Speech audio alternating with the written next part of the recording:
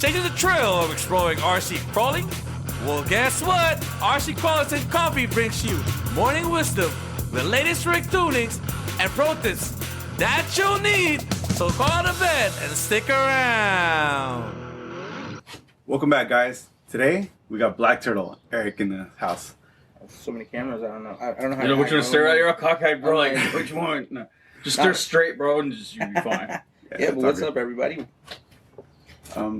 We don't really got a role we're gonna go to. Just want you to come hang out with us, talk about what you got going on in your life. Yeah, man, let's do it. I'm excited. I had a lot of fun the first time I was here. So, or I mean, not here, but we did it over the internet. But it's cool to be here. I like doing physical podcasts more. It's a little more personal. It's more fun. A little crazier sometimes too. More relaxing too. Yeah, you get to feel the person instead of just over the camera. Mm-hmm. There you go. And you guys got me coffee, so that's anytime. That's Anytime there's coffee, I'm in. And then we got donuts over here. Yeah. Edgar with his donuts and coffee. Yeah, dude, that's how I actually started off with getting people to come over and crawl. Was always through coffees and donuts. Yeah. Yeah, it was always like the thing I did at Linda Vista was coffee and donuts at Linda Vista on Sundays. There you go. Yeah, no, and that's how it starts, and that's how you get it. How you get it started. Yeah, that's how. I use that as a platform to get to know people.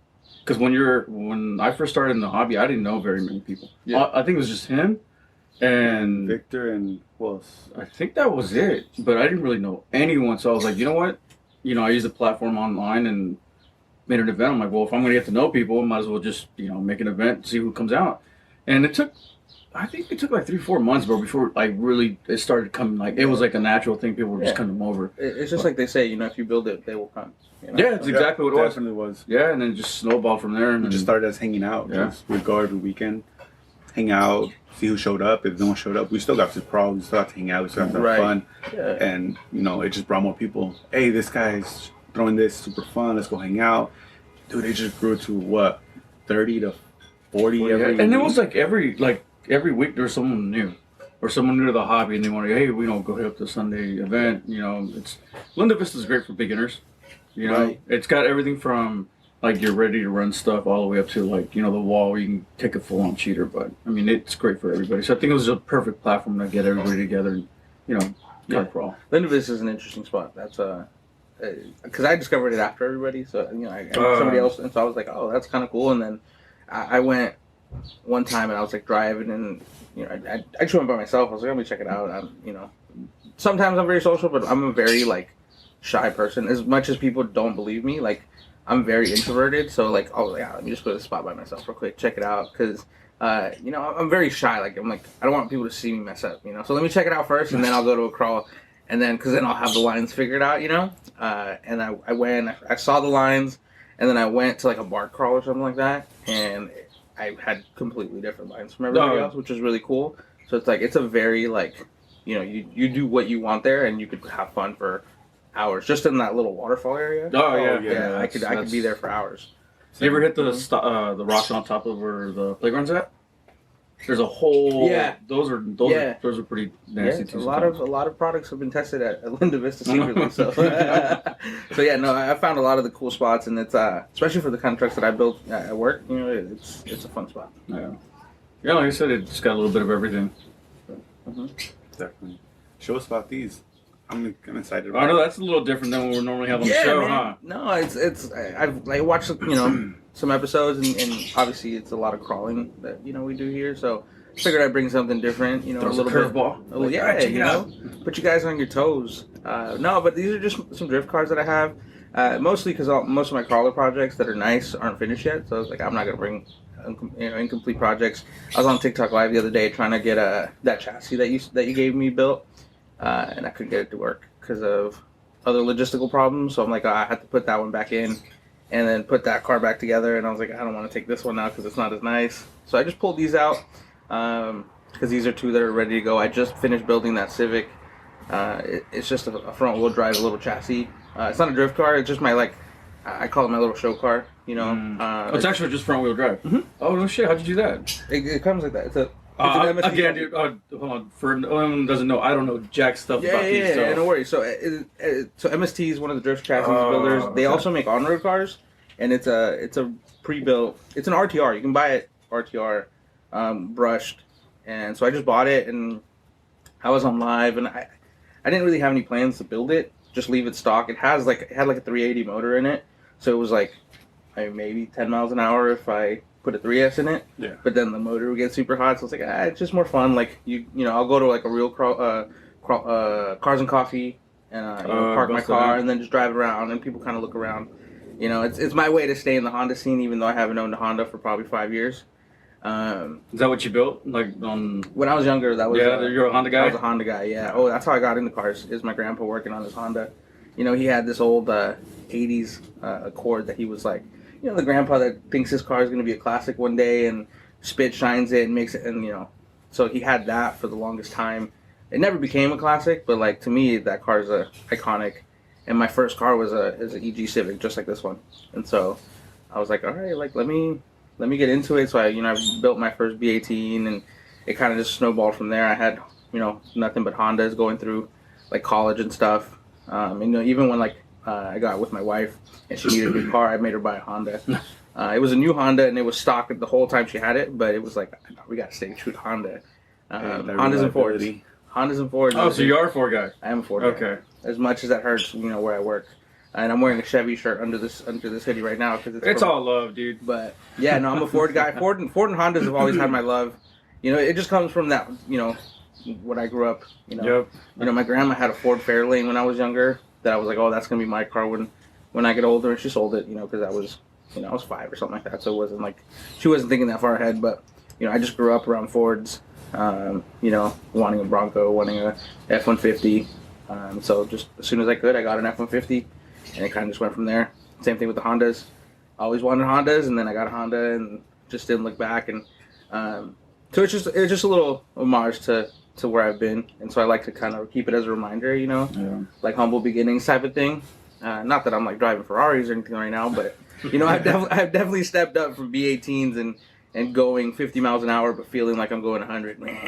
Everything's shaking. Making noises like, ah. Exactly. I know the feeling. But the fact that it's front-wheel drive was pretty cool. But I had it on TikTok Live, and one of my viewers was like, "Yo, you know you can put a brushless in it. Like, it'll fit a regular 540 can." And I was like, "No, it won't. The motor mount's all weird." He goes, "You don't need the motor mount."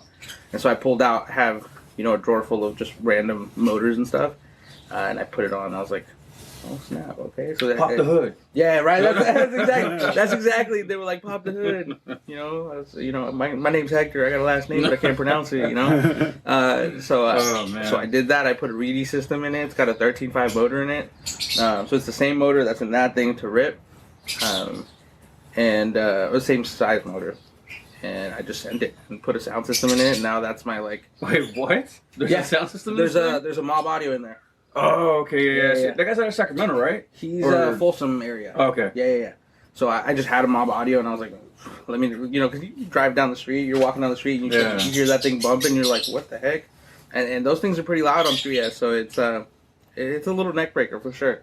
No, dude, there was a video. There's this guy on, I don't know if it was TikTok, where he came out, but this dude had a Bronco.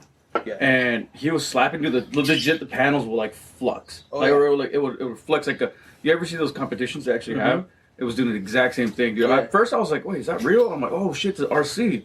This dude had this like I don't know what the setup was, to be honest, but they looked like legit little woofers and everything. Yeah, no, and that's Mob. So Mob, his background is he used to do sound systems, like that, but he did like competition sound systems. So that's why he, the parts are kind of generic. It's like speakers or whatever, but the way that he kind of set up the boards. He got the right components to make sure that you get the best sound out of them. So that's cool. Yeah, no, I was gonna say, there's no way you can hook it up, huh? So we can hear it right now. I don't know if there's a battery in it, but I'm down. I don't have a. Oh. If you have a 3S with the jeans, I'll throw it on there right now. It's hella easy. I was just curious to see it. That shit's dope, dude. Yeah. Huh. That's a cool setup. Yeah, and this car, I think this will, what it'll end up being is it'll be kind of my demo car for what I can do. So eventually the plan for like Black Turtle is to do a lot of like carbon parts and G10 and stuff like that. So I'm gonna make a carbon chassis for this thing so that I can just scale it out, put seats in it, have the sound system in it, and all kind of fit. and then just kind of have it as like my, on the table display, like, look, this is what I can do with carbon. I don't know that I'll ever offer it for sale, but it's just like, I'll make like bumpers and stuff for like the drift cars, and some small stuff here for crawlers, but that'll be kind of my like, look, like this is all. You have the machinery for it? You have like a CNC machine? Yeah, we have a CNC. That's right. Yeah, so we have a CNC that's owned by Black Turtle.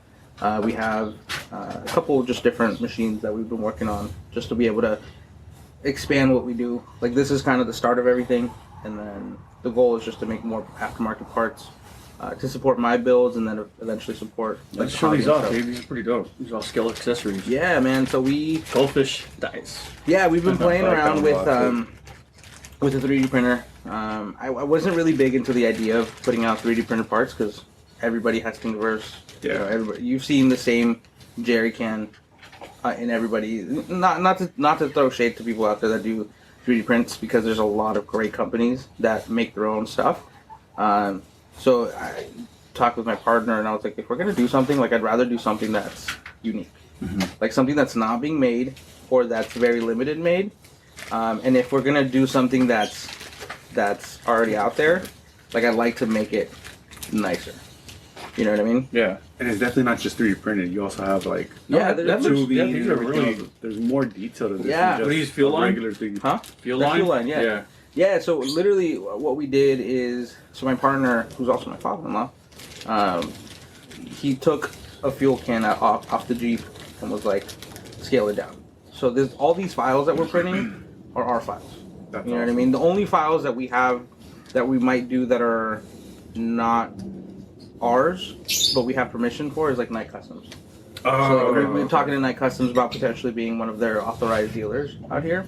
So that would be really the only one. Like if even if we find something that's like on Thingiverse and we're like, oh, that's kind of cool, like a cool idea, we use that as like a base. Like I don't even download the file. I'm just like an example is we saw somebody had a soldering station that works off of like a Milwaukee battery, or it was a Ryobi battery, and so we use a lot of Milwaukee stuff. So I'm like, all right, like that'd be kind of cool to do Milwaukee style. And so we didn't even download the file. We're just like, let's get a battery. We'll start making dimensions. We'll order all the parts to make a soldering iron, and then we'll design our own case and do it that way. So it's kind of like taking inspiration, but I don't like putting out the same stuff as everybody else.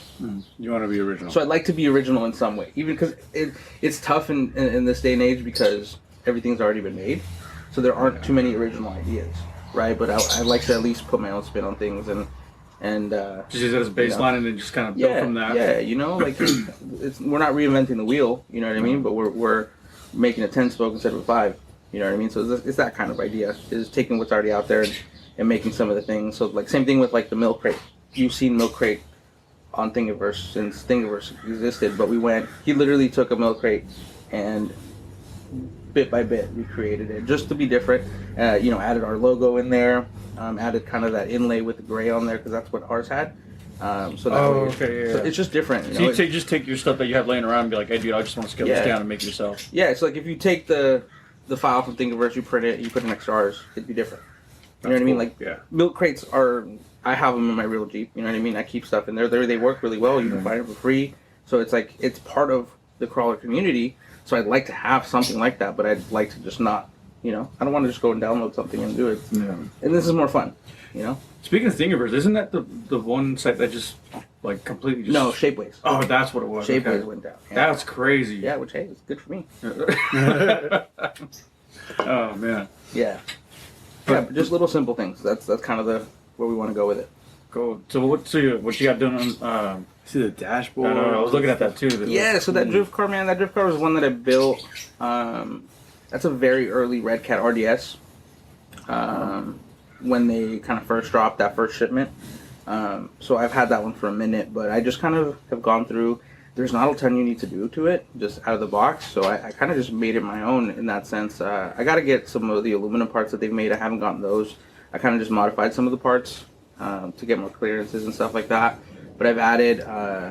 we're going to be putting out a screw kit for Black Turtle. I don't know if it's on there now. I see the washers. We have purple washers because purple's my color. Not a lot of people make purple. So we have some of those washers that, the really the nice, little cone, yeah.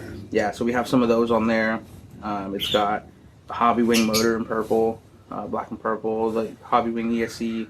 It's got a reef servo in there, so it's a pretty basic one. But I just kind of, I'm a scale guy, so I like to make it as scale as I can. But this is also my comp car, even though I don't really comp. It looks like you got a good amount in there. Yeah, so I did enough. Just like a real car, right? You want to strip it down, and you have your bucket seat. You have your dashboard, so you can read out, your oil temps, your anything like that, fuel pressure. So that was kind of the idea. It's a basic, it has a roll cage for safety. Hydraulic brake. It has a hydro. You know what I mean? So I just kind of how the servo actually looks like the center console and everything. Right. Right. That's such a sick And then idea. I had a I don't even know where that center console's or that dashboard's from. I took it out of a different build and just kind of made it work for this, and it kind of fit, trimmed it a little bit. I think what matters is just like you kind of peek in and you're like, oh, cool, it's a dash. Yeah. It's not like no one's going to really, oh, dude, that's like a dash from like a Datsun or something. Right. But that's kind of the idea is like, you kind of like, when you're at the beginner level, you just kind of make it work. You know what I mean? Like, hey, my grandpa had this dash in the garage. Yeah. And it kind of, the bolt pattern's kind of the same. So let's see if we can make it work. I just need or same thing. A little Mickey Mouse. Right, yeah. Or just put it on there. And the same thing, you're like, or you make your own. You're like, let me just fucking bend some aluminum panels and then I'll just drill holes for all the gauges. And that's my, so, it's kind of, that's kind of how I look at things. Like, I just kind of make it my own. Parts that I have, I have a pretty good stockpile of just random parts, and then the body was just kind of a tribute body that I did for my brother Brandon. I was gonna say, dude, that color was dope. Yeah, that green orange. I'm not a green guy, but my brothers are into green. Brandon was very into camo, so I was like, oh, let me take some camo green and add my style to it. So that's why it's got the safety orange on there because the hunting style. That was always him. He always had camo and that safety orange in little bits and places. So I kind of incorporated there. And you can't really see it, but there's the wings from the decal that we made for him are in flake on the side. So when the sun hits it just right, you see the wings. Maybe you'll pick it up because the sun's hitting it on that side. Yeah, the sun's hitting on that side. Yeah. Is it on the side panels? It's on the doors. Okay. Yeah, so it's very faint. It's kind of one of those things like I know it's there. So you get a little glance of it when yeah, you're like... when the sun hits it, bro, it sparkles. Okay. Yeah, it's nice. And then just kept the sponsors on there are just the ones that have some sort of connection to me and him, and my brother's for ASD. So Gens Ace has been a big sponsor for a long time. East Bay Sliders, those are like family. RPP Hobby, they're not a sponsor of mine, but they've been part of the cause for a long time. And D over at RPP is one of the best human beings that I've ever met. Same thing with Sharif. We made that ASD servo with them. So it was kind of one of those where I just wanted those people that were connected to us on that car. So everywhere I take that car, it's kind of like taking family with me. There's a lot of meaning there behind it. Yeah, and I took this to Vegas for King of the Streets, so it was kind of sliding around there. It was cool. Got to feel like he was with us one last time. That's beautiful, dude. That is gorgeous right there. Awesome. I love this, dude. Yeah, and it kind of ended up working out because it's kind of Ninja Turtle style, like Michelangelo, yeah. So it kind of worked out. And then on the back is a prototype wing for Black Turtle that we're working on. Does that fit just that 240 style, or no, is it like it's universal? Yeah, so cut to fit almost. Yeah, Perfect. so it's that width, and then there's kind of like panel lines that you can cut along to make it. That's the first thing that actually popped out when I was looking at it. I'm like, oh, that's pretty sick. Yeah, so that's that. I'm hoping that's a Black Turtle product. Even the cutouts on the back of the trunk, that's dope. Yeah. Does that mesh? Mm-hmm. Wire mesh. Yeah, it's dope. That's cool. Yeah, it's cool. I mean, it has the Hobby Wing ESC in the back. It's too pretty not to show. So, and I have the big wind funnel in the back, so it's like when you pop it open, when you look in there, you just see like anodized purple, and then it's just it's supposed to be for airflow too. Kind of like in a drift car, you have your radiator in the back, and you want to kind of funnel air in there. So that's kind of how it would inspire it, but obviously air doesn't. Oh, hence down. The right that you have the mesh back there to get that air in. Okay. Yeah, to keep my stuff cool, but it doesn't always work that way. So it's aesthetics and it has a supposed purpose. to function. Yeah. That's sick. There's a lot of thought that went into it. You could tell. Yeah, that's how I like to do my builds. Even RTRs, if I'm just putting, it's got to have some sort of flavor to it. I don't like keeping rigs stock. Who does though? But that doesn't always mean like swapping everything out. So that's the thing. I think I look at things differently. Is how can I make it my own? It doesn't always have to be, let me throw a set of aluminum axles on there, let me throw in the biggest hop-ups. It's like, what can I do to make this comfortable and make this stand out? Yeah. Like this is, like if you like strip it down, it's an RDS. It's almost stock, but it's just the little details here and there. You know what I mean? Like the wiring's got to be right.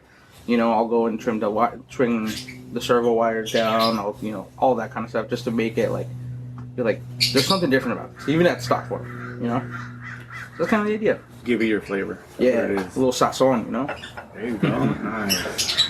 That's awesome, bro. Just little bit by little bit, just I work on it as I go. Well, the thing is, the more I keep looking at them, the more I kind of see more of more details. So it's like when you first look at the rigs, they're just like, okay, it's whatever, it's another Honda or 240. But then you start really looking at all the details that go into it, and you're like, oh shit, like okay, that's different.